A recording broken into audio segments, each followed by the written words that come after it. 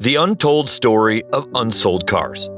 Have you ever driven past a car dealership and seen rows and rows of brand new cars just sitting there? It makes you wonder, what happens to the ones that never get sold? Do they get shipped back to the factory? Do they get crushed into scrap metal? Or do they just sit there forever? And here's the kicker. In the current market conditions, more car models are idling at dealer lots than ever before. Take the Dodge Charger, for example. Right now, dealerships have over 6,800 unsold Chargers with an average market day supply of 312 days. That means at the current rate of sales, these cars will sit for almost a year before they're sold. And the Charger isn't alone. Models like the Ford Bronco and Infiniti QX80 are also struggling to move off dealership lots. Today, we're getting into the hidden fate of unsold vehicles in the U.S. To understand what happens to unsold cars, you first need to know how dealerships actually operate.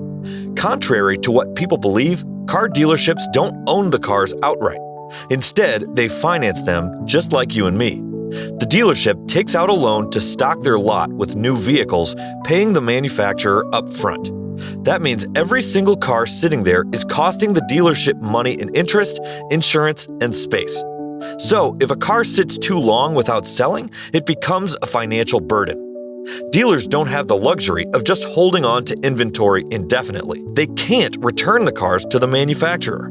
Once the dealership buys them, they're stuck with them. Car manufacturers produce vehicles based on expected sales forecast and trends, but they don't always get it right. Let's break down the 4 major ways dealerships move unsold inventory. Tactic number 1: price drops and incentives. The most common and obvious way to sell slow-moving inventory is to lower the price. A good example? Ford Escape. According to Car Edge data, dealerships across the U.S. are sitting on nearly 58,000 unsold units with a market supply exceeding 6 months. To combat this oversupply, dealerships are rolling out aggressive discounts and massive incentives to attract buyers. Some dealers offer bundle deals like free maintenance packages, extended warranties, or special trade-in bonuses. Tactic number 2: turning new cars into pre-owned cars. If a car refuses to sell, some dealerships take an unconventional approach. They turn it into a used car. How?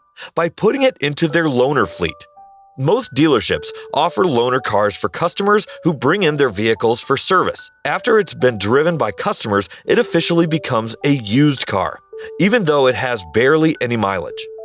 Once a car is classified as used, dealerships can list it at a lower price. And since used cars tend to sell faster than new ones, this strategy helps move old inventory without resorting to drastic losses. A sales manager might drive it for a few months, then return it to the lot as a slightly used vehicle with a price cut. Dealerships also have certified pre-owned (CPO) programs, which allow them to sell these former loaners or demo cars as high-quality used vehicles with manufacturer-backed warranties. Buyers love these because they get a nearly new car for a fraction of the original price. Tactic number 3: trading cars between dealerships.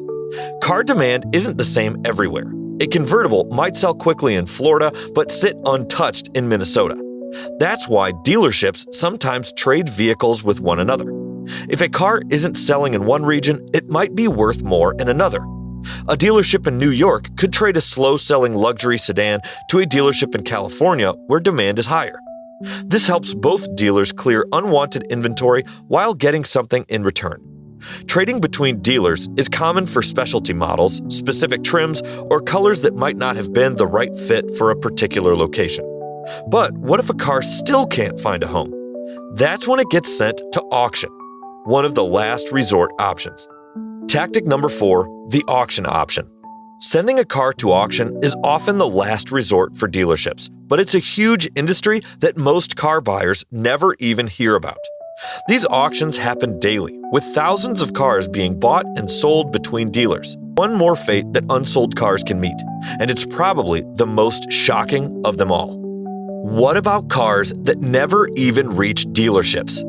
So far, we've talked about what happens to cars already at dealerships.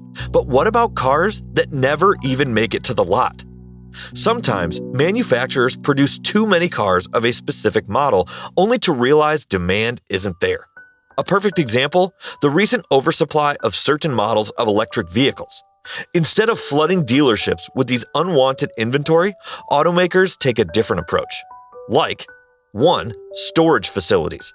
Believe it or not, some manufacturers store thousands of unsold cars in massive lots waiting for demand to catch up. 2. Exports to other countries. Some cars that don't sell well in the US market are shipped to international markets where demand is higher.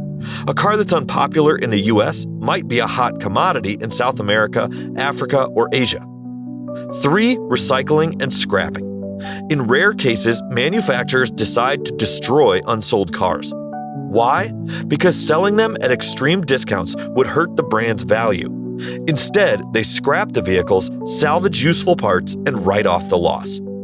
So, next time you see a car sitting at a dealership for months or years, remember, it won't stay there forever, but that doesn't always mean it will find a home.